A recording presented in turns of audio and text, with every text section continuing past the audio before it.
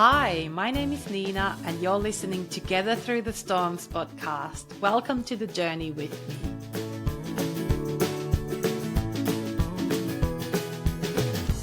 I would like to begin by acknowledging traditional owners of the land where I'm recording this episode today, which is the Wurrung country.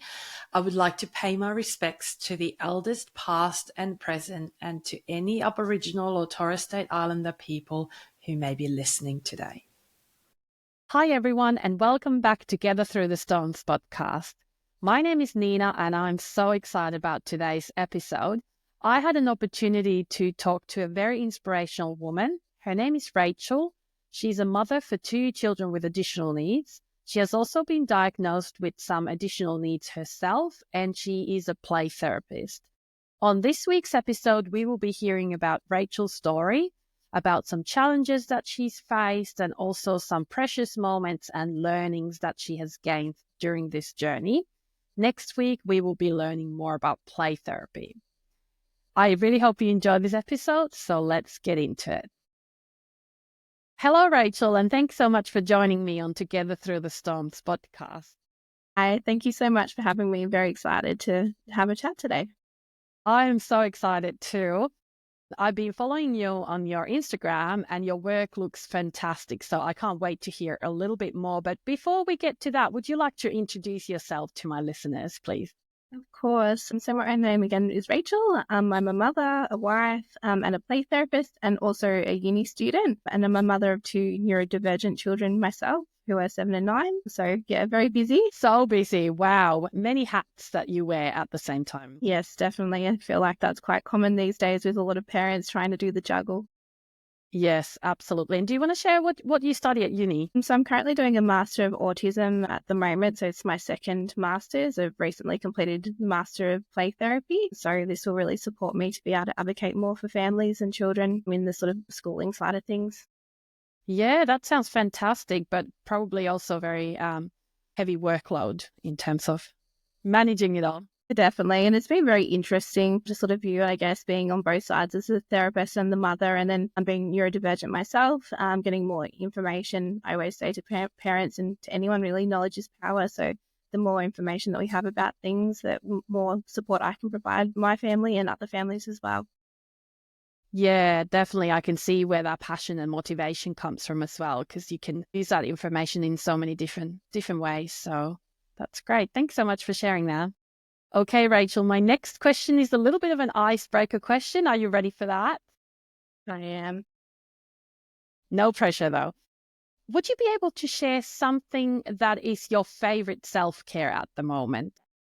Definitely. I find it, like many parents and working parents especially, it can be really hard to find things that you can actually do that are obtainable in the small amount of free time that we often really don't have. So I try and find little moments that are grounding. So whether that's going outside on our property here and just listening to the environment, or going to the beach, and I find listening to the waves and putting my feet into the sand is quite grounding and a really good way to sort of regulate myself, to be able to help regulate my children as well.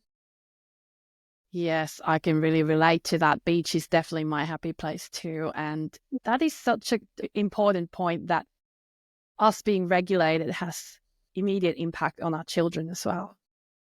Oh, definitely. A dysregulated adult can't regulate dysregulated children. So just trying to pour from that empty cup just doesn't work well. So It's important to try and find those very brief moments, even if it is small things, even just being able to have a hot shower by yourself and trying to find those little moments. Absolutely. Thank you for sharing that. Now, Rachel, let's jump into your story. I bet all our listeners can't wait to hear a little bit more about yourself. So would you like to share and summarize your journey as a mother of children with additional needs, and also as a person who has additional needs herself? I think that would be wonderful to hear about your journey. Of course. So it sort of really started about when my eldest was around 2. I guess I noticed a lot more behavioural challenges, and being a first-time parent at that point, you're like, well, what is normal? What is typical development? She really struggled with becoming quite dysregulated and becoming very overwhelmed with things were out of routine, if things weren't very exact to the way that she expected. it would get to the point, the smallest break in routine, for example, if she fell asleep before having a story read at night, she would wake up having a panic attack in the middle of the night, and we couldn't get her to regulate until we read a book to calm her down again. So started sort of thinking, well, this doesn't feel like typical behavior. Big outbursts would happen quite frequently, multiple times a day, to the point where she would actually make herself physically sick. So when we engaged with the pediatrician, he was quite dismissive initially, requested for her to be assessed for autism, and I actually found out a little while after, when I needed a copy of the referral, that he put that it wasn't consistent with his observations and was referred at parents' request, which was really frustrating. And considering that whole appointment, she was quite physically me and trying to abscond the building the whole time, I felt like, well, that isn't very typical into that level of the behavior. So I was quite surprised with that. So it was such a process to go through that public system waiting for the assessment. It took almost 2 years. Unfortunately, COVID obviously also hit in that time. So then that also slowed down the access to everything. All our initial appointments, once we finally got the assessment happening, were virtual, which was fine, and then finally got into had the physical assessment done. And it was definitely the waiting and then finally getting the assessment through is such a process of mixed emotions, and something I often speak to my families and my clients about is that it's almost a bit of like a grieving process, a bit of a validation. You feel like, what is happening? Is this typical? Is this not typical? People may not be believing you or saying, oh, no, they're just a toddler or whatever. So getting that validation, but then also experiencing that sort of sense of grief. I suppose no one essentially wants their child to have a disability or be different, because you always have this preconceived idea of what your child's life's going to be like. So you don't want it to be harder. You don't want it to be complicated. Life's already hard a lot of the time. And then we also had a second child. So I had 2 under 2. And in that process, by the time we finally got her diagnosis through, I was sort of noticing a lot of similar behaviors and traits presenting for the youngest child. So then again, it's like, well, are they mimicking these behaviors? Is this just what's known to them because that's what they see at home? Or is this something more? And often, which also happens to a lot, is that the ADHD traits can often kind of mask, in a sense, the autistic traits and behaviors. So a lot of the time, the therapists were only seeing a lot of the challenging ADHD, impulsiveness, hyperactive behaviors, and not really seeing those more repetitive or more obvious autistic traits that I was seeing at home. But yeah, eventually we got that assessment done, although we couldn't get it done through the public system because there was just so many delays. And through one of the local public system gateways, it has to be done before they start primary school. And he wasn't going to meet that cutoff, so we actually had to go privately for that assessment. And it can be such a financial challenge for a lot of parents to be able to afford it now. They are so expensive to do, so it can be quite a big barrier, which is really disappointing. It shouldn't be something that is to the point of being a barrier to access that, to be able to receive further support, especially when you think of things like being able to have ongoing NDIS. You generally need a diagnosis to be able to support that. But if you can't afford to get the assessment done, it can be really quite frustrating and challenging. So we were quite lucky that we could obtain that assessment. Wow, what a journey. Just imagining 2 under 2, I get goosebumps. Then thinking about the behaviors, all that you discussed about the grief around the initial diagnosis. Also, that questioning that us parents do a lot, am I imagining this? You just kind of start to question yourself, although deep inside you might have that very strong concern and just that gut feeling. And I've looked at reports from families that, they go to seek help from professionals or GP or whatever, and they're, dismissed and told, no, it's just a parenting problem, when there's clearly more happening for them. If you don't have further understanding or know where to access support, it can be really, really challenging. And then a lot of the time as well. So going through medication challenges, trying to find the right medication to support the children is another part of the journey that has been a consistent challenge and still an ongoing consistent challenge to be able to find, what works for the children. And then even having that guilt of, well, do I medicate or do I not medicate? But yeah, once you find something, often that is what they may need. But again, something that is just so individual to each child. So that can be a big difficult part of the process as well that a lot of us have to face as well.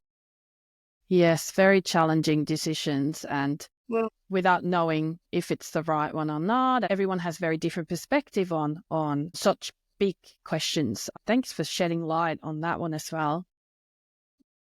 So Rachel, you mentioned to me earlier when we were having a chat that your children's diagnosis then led into having yourself diagnosed as well. Would you like to share a little bit more about that journey? Yes, definitely. So like quite many, and statistically, particularly women, going through parenting and the demands of being a parent, really, I started getting quite overwhelmed and finding it hard to remain regulated, particularly when things were quite chaotic with two children with additional needs and many appointments and things like that. So I started seeing more and more consistencies and thinking, oh, this kind of makes sense and I can relate to that. So I started to explore my own ADHD diagnosis, and it was actually quite a relatively quick appointment, and I turned up with a whole list of things to say, well, this is all relatable for me and my two children are diagnosed. And it was kind of funny because the doctor's like, oh, did you write everything down so you didn't forget? And I said, maybe. So I get quite overwhelmed speaking in front of people sometimes. Again, quite commonly, once I started some medication for the ADHD, I started noticing things, the autistic traits were more prominent because the ADHD was kind of at bay a little bit more. And things like sensory overwhelm and my ability to mask even I found it harder because I guess when the ADHD wasn't medicated, I was kind of a bit more extroverted maybe. But yeah, when that was kind of calmed down, I noticed a lot more of the sensory sensitivities and things kind of had these light bulb moments, I suppose, and things sort of started making sense with, well, it's not just anxiety. There's a lot of sensory overwhelm, going into hospitals or big noisy public places.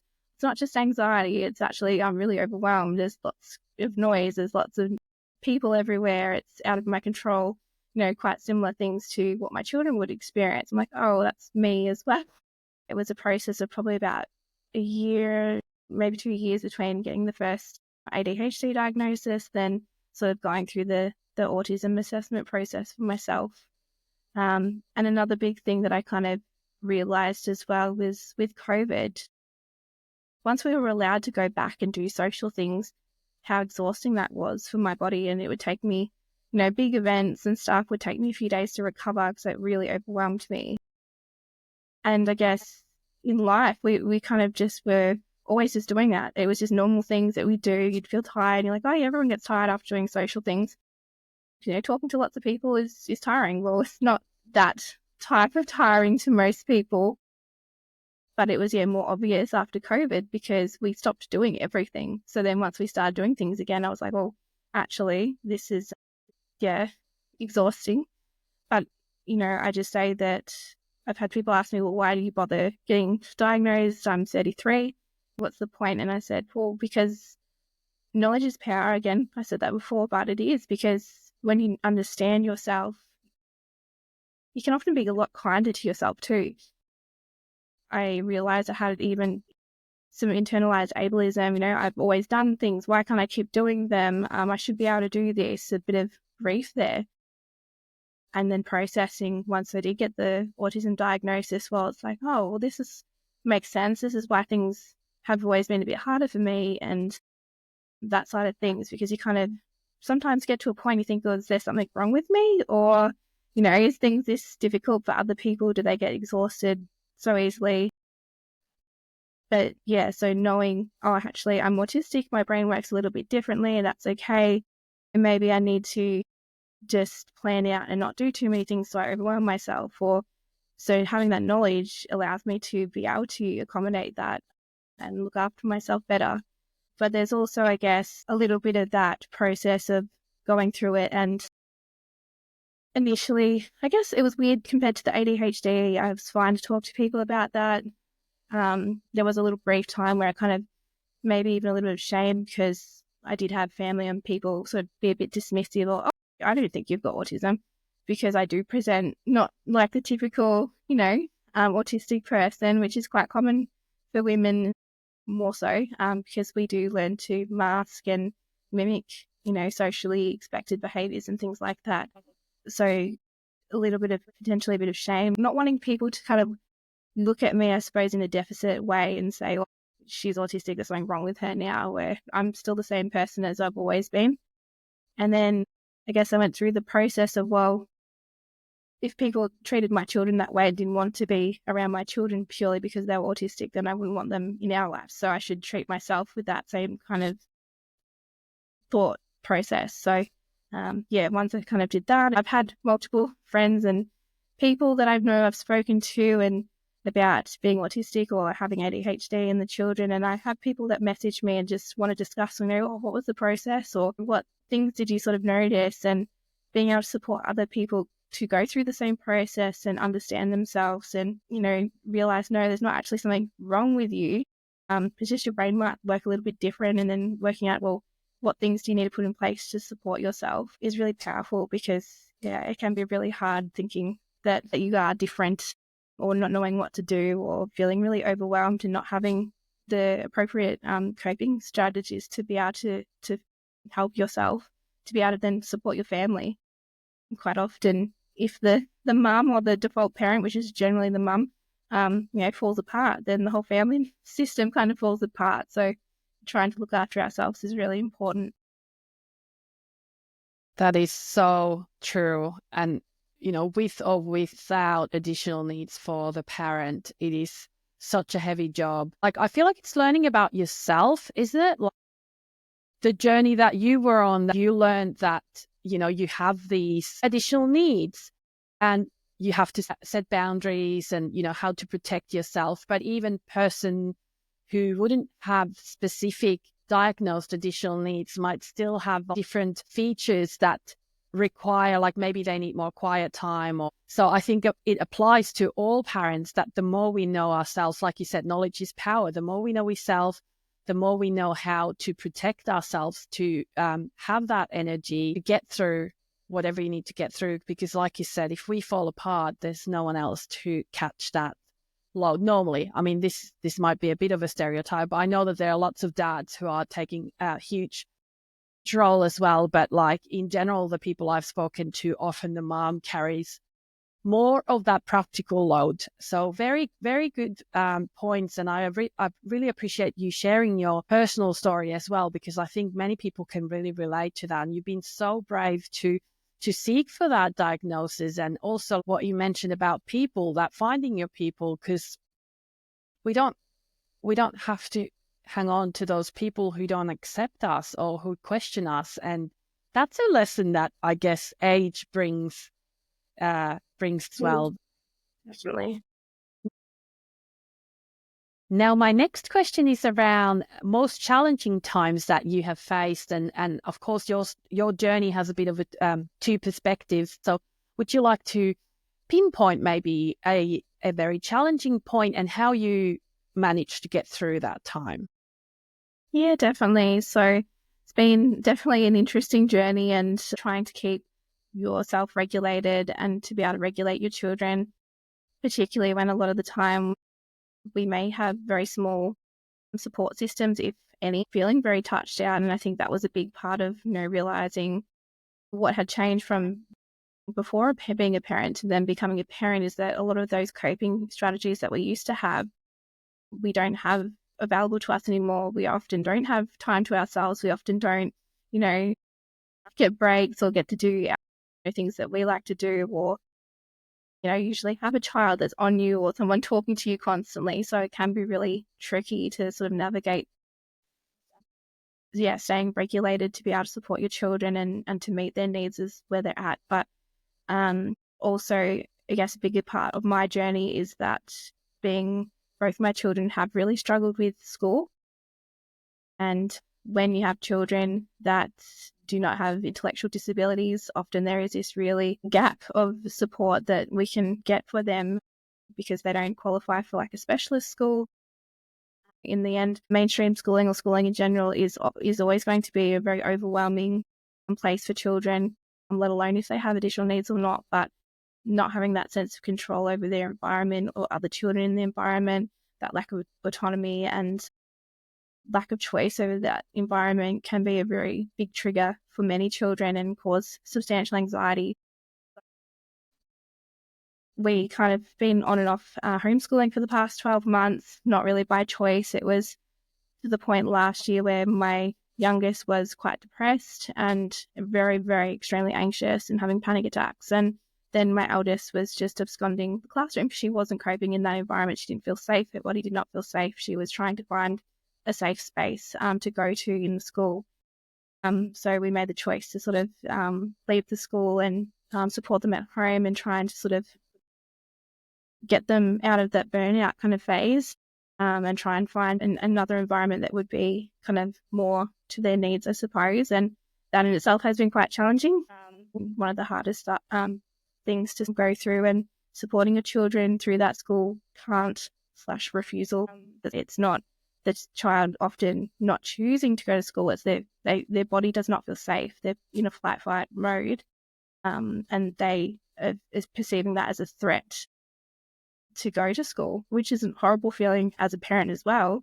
You don't want your child to feel unsafe when they go to school. So that has been one of the hardest things, to kind of support the children to find a safe space to be able to have an education, because again, trying to homeschool and be a parent and work because it's really, really challenging. And then again, not getting a break if you don't have family support is often just not obtainable for a lot of people to do homeschooling. So for us, I know for many people that I spoke to in the homeschooling community while we were doing homeschooling, there is so many, particularly neurodivergent families who are in the same position. They just didn't fit into the mainstream environment. Didn't really have any other choice. So that's been one of the biggest challenges for us. Yes, thank you for sharing that. I can imagine that juggle would be very challenging. At the end of the day, you just try to make choices that are best for your child. What about in terms of your own journey? Do they overlap with your children's journey, or do you feel that there's a particular point on your personal journey that has been most challenging, and how did you overcome that? I think having not a very big family support system, so it really is just my husband and myself and occasionally my mum, so not having very much family support is really hard, and a lot of us are like that now. So when you, I guess, feel quite alone and quite isolated, and particularly when we were going through COVID times, I said to my husband the other day, there was weeks where it was just him that I would speak to when I wasn't working at that point. I was just studying. We weren't allowed to go anywhere and the children weren't allowed to attend anything. So there's been quite isolating moments of going through that. So I guess finding other people that have children that have similar challenges so you can connect and not feel so isolated, having a community and like-minded people and not feeling judged as well. If you take your children and they're having some challenges with their emotions on that day, not feeling like you're going to be judged, that you're going to be accepted and feel welcome to be there. Absolutely. I feel like every single episode that I record, we always come down to the fact that you need to find your tribe and how powerful that is as a resource. And I could not agree with you more. Thank you for sharing your challenges. Next topic is around more special moments and precious moments on your journey. So would you like to share some memories that are more special to you? Of course. The biggest thing that this whole journey has really embedded in me is that we celebrate the small things, and a lot of the things that other people, other families might not notice is such a big win for us. So in particular, my youngest was pretty much completely nonverbal until about 3.5. We weren't sure if he was actually going to speak. And then he started putting some words together and sentences together, and remember, one day when he put a couple of words together, I was almost crying because I was just so excited that, he was able to communicate, obviously knowing how challenging it can be and how frustrating it would be for children not being able to communicate verbally. Obviously, they find other ways to sort of do it through nonverbal communication, but yeah, it was just such a special moment being able to sort of celebrate that little win that, he was able to, put some words together and to communicate with me. And that was just, yeah, one of the very most special things that I can really relate to. And there's been other points where, things have sort of happened and my daughter's been able to advocate for herself. And that has been a big thing. So we're a very open family, often discuss about, everyone's different, everyone may have different brains, we may do things differently, and that's all okay. And I always remind the children, if everyone was exactly the same, then that would be so boring.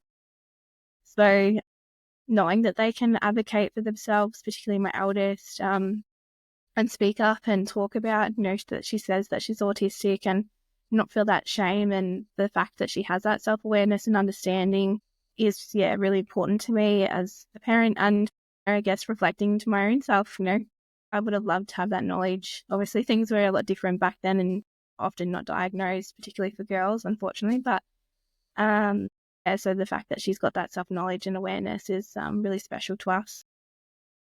That's so powerful. And I think as a parent, that is your ultimate goal, to teach them those skills that they will be able to cope in the world without you scaffolding them, because there will be moments when you're not able to do it. So that would be so precious to see those skills developing.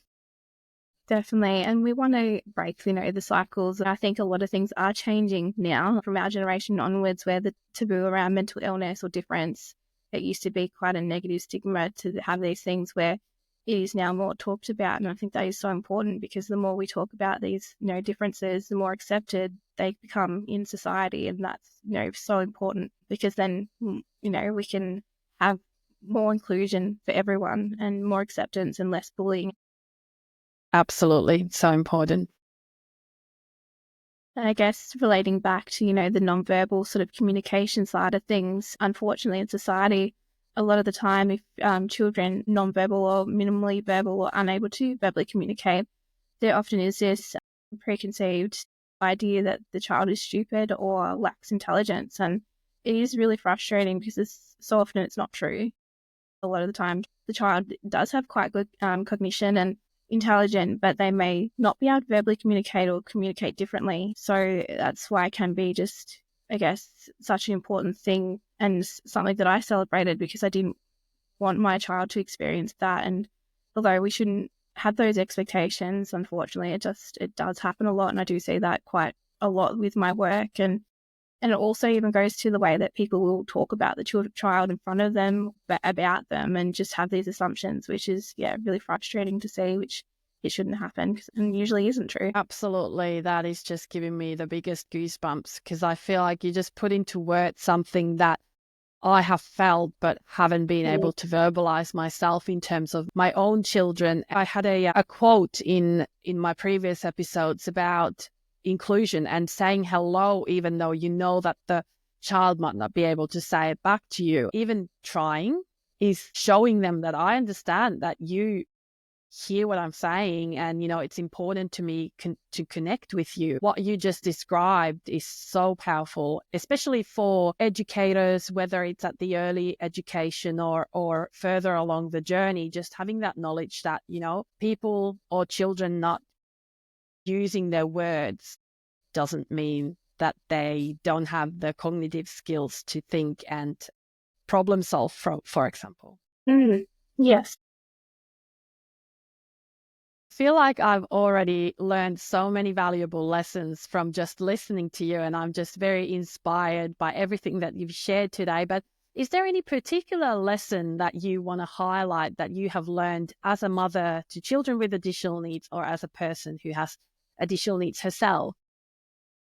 Yeah, I guess the big thing is reducing expectation. Sometimes we just really put so much pressure on ourselves, whether it's as a parent or just as a person, trying to do it all. And also with our children, life is just so busy these days. Often we're running from one scheduled thing to the next. Sometimes reducing expectation on the child and choosing, is that actually a battle that's worth fighting? Does it really matter in the scheme of things? So for context, I suppose one of my children has very restrictive eating, and that was such a challenge at the start, because it was like that guilt of want to make sure they eat healthy. But when you have a very restrictive sensory based child that would literally gag and starve themselves, it's not the point of them doing this on purpose. This is not choice. So yeah, reducing those expectations, reducing the anxiety, and allowing them to sort of have whatever they needed, whatever they say food is on that day, and trying to reduce that guilt instead of going, oh, well, they're not eating all this healthy stuff constantly. Well, at least the child's eating, and they're, getting that nutrients, they're getting something better than nothing. So trying to remove that guilt, that parent guilt that we often have constantly, that, we don't sleep at night because we're thinking, oh, have I done enough?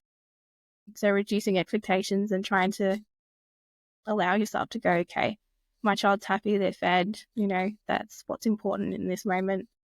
And in general, trying to be kind to yourself and ask for help if you can. If you have support, ask for help. It's okay to ask for help. And so important and so relatable. I feel like we need to frequent reminders of what you just said. In your wise part, you know that and you understand that. But then, I don't know, it's the emotional part of you that goes into that feeling all the time. And it's almost like you need someone to constantly remind you that it's okay to lower your expectations. And I spoke in one of the previous episodes about adjusting the expectations according the reality around you. So if your children are extremely tired from a big day before, or like what you said about eating, like what they ate yesterday might not be their reality today. So today it might be something completely different. So not getting too caught up on yesterday they were fine or yesterday they did this. Every day is different and their emotional space is different, their cognitive space is different,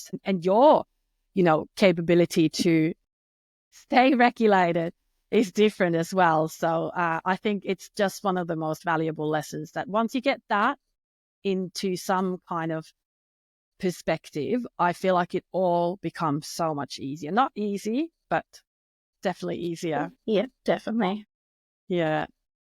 Thank you so much for joining today and sharing about your journey. I feel like you're such inspiration to many of us, and it's been wonderful to hear that even despite the challenges, you found strategies, you found ways to kind of keep going, and what you're doing with your studies, with your work is just wonderful. And next week, we will come back with you, Rachel, and you will share more about play therapy and how that's landed into your life and what is play therapy. Like, I feel like lots of people would find that really fascinating. So I look forward to chatting to you more about that. But thank you very much for joining me today.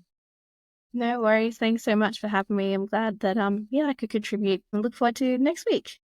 Thank you. And I just wanted to ask that if people would have questions like what you mentioned before about the diagnosis process, or, having those thoughts around, is this the right path for me? Or would people be able to reach out for you? Yeah, definitely. I'm always happy to have a chat or speak to, your GP. And, sort of, I always say to parents, write a list, because often we get so overwhelmed when we go to these appointments and then, you kind of lose your train of thought. So, yeah, reach out to me or speak to your GP, but maybe take a list if that helps. Yeah, very good ideas. And I will share your Instagram account in the episode description so people can find you easily. But we'll be back next week and see you then. Thanks, Rachel. Bye. Thank you so much for listening to my episode with Rachel. I hope you enjoyed it. Luckily, next week we'll be having Rachel back here again. We are going to focus more on the play therapy, what it is, who can access it, how you can access it, and so much more. You don't want to miss out on this episode. I feel like I have learned so much from talking to Rachel. In the meanwhile, if you'd like to share my episode, please feel free to do that on your social media. I would also love if you could give me a follow on Spotify. That means so much to me and also allows you to always be on top of the newest episode. I hope you all have a great week. I can't wait to be back here next week with Rachel. See you all then.